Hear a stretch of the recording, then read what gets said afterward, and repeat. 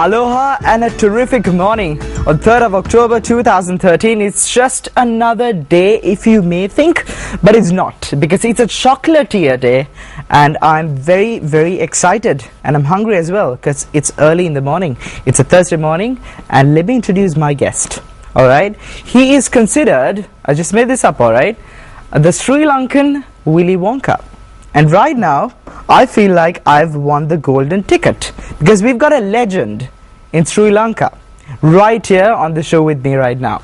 So it's my pleasure, without any further ado, to introduce him, Mr. Gerard. Good morning to you. Morning, hi. How are you doing?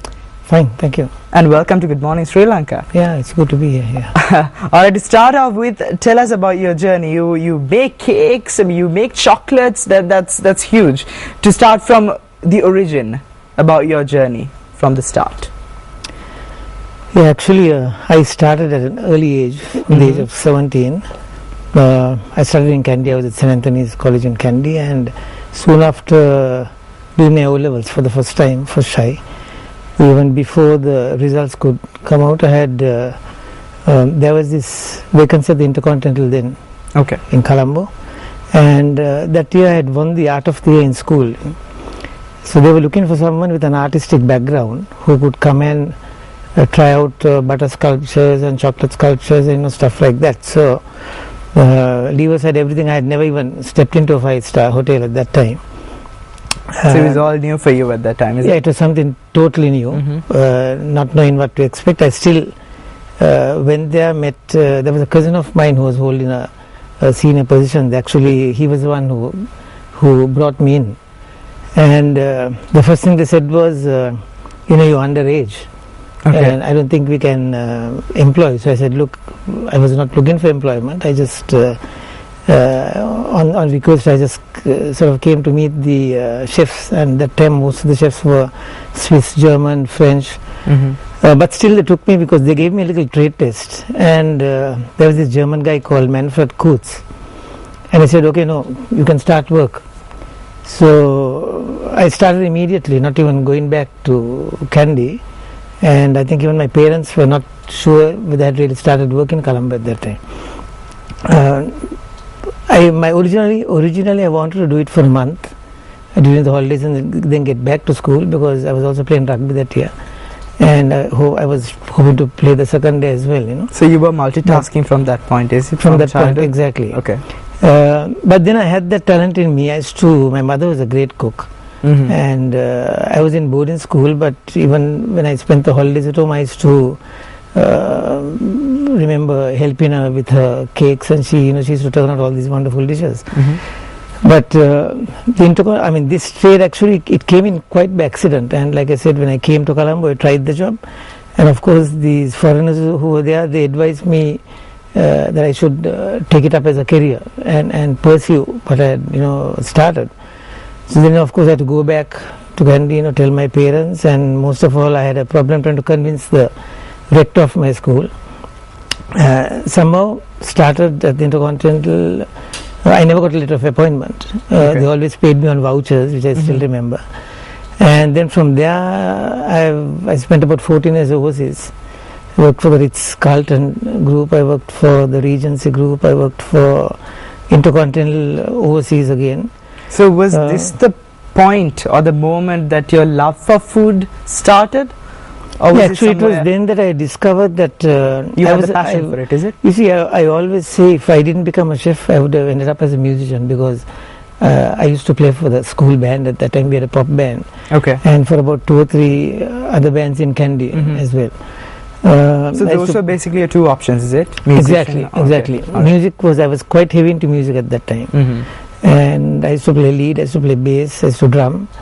But I quite enjoyed the culinary field when I started it, and I thought that was what I think that at that time I decided that is what I want to do. Then of course going overseas was a great exposure and opportunity that I got. I was just below 19 when I left. And eventually came back. I worked in about 11 countries and eventually came back to the Hilton when it opened. But even though I was working for the Hilton in Colombo, I was here for 24 years with the Colombo Hilton. Hilton. Mm-hmm. But I still did, my main responsibility was doing training for the Hilton hotels in Pacific Asia and also opening of hotels. All right. And after leaving the hotel, it was the first time that I really put a profile of mine together, and then discovered that I had opened 27 hotels, all 5-star hotels, until I left the Hilton. Mm-hmm. Wow, it's a pretty long history there. If I may ask, what inspires you for chocolate? I think that's one of the important questions that the fans at home right now will be wondering. What made you fall in love with it?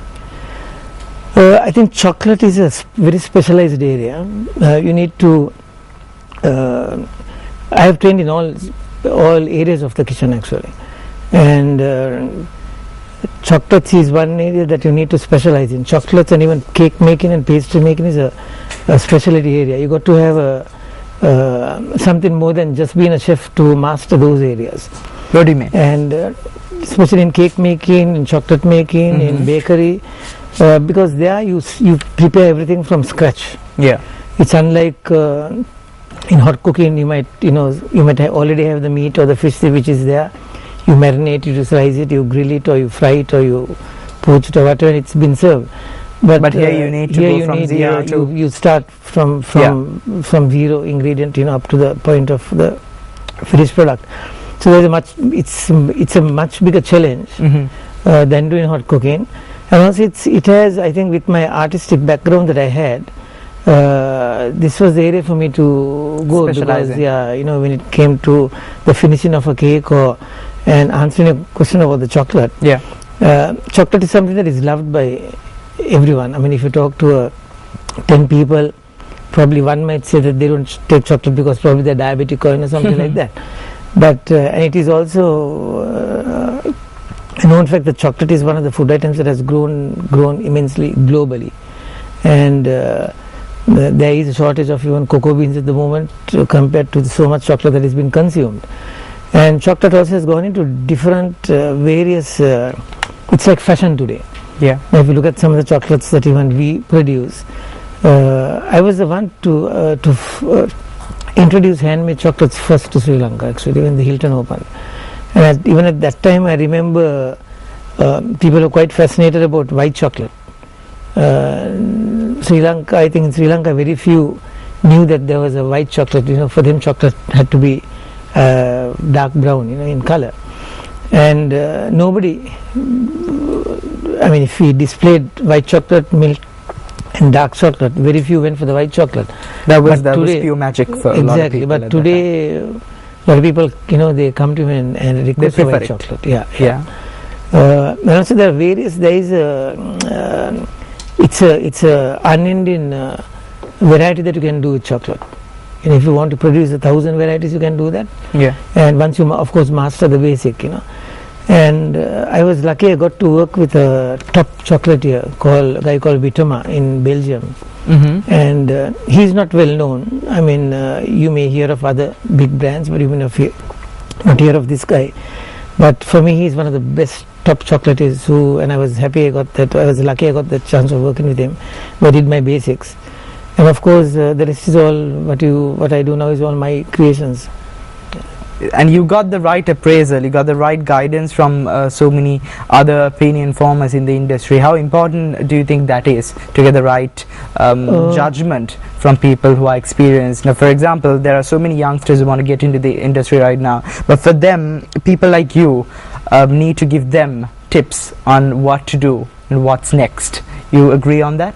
Yeah, I agree 100%. Actually, I think guidance is very important. It's not just in the culinary field. I think whether it be in sports or in anything. In any industry. You could find many talented individuals who are very good at what they do, but with a bit of expert guidance, you could make them superstars. Yeah. Right? And I have discovered that through in the culinary field. Us Sri Lankans are naturally talented culinarians. I must tell you one thing. That was exactly my next question. Do you see potential superstars in the future in Sri Lanka? Actually, we have a great number of talented chefs in the country. And what I do all the time is exactly what I said a few minutes ago, is give them the guidance. Yeah. And they require that, because some of them come from very rural areas, they come from the villages, they have not had the exposure into the city life, or what the city hotels are like, or for that matter even what any big tourist hotel might be or look like.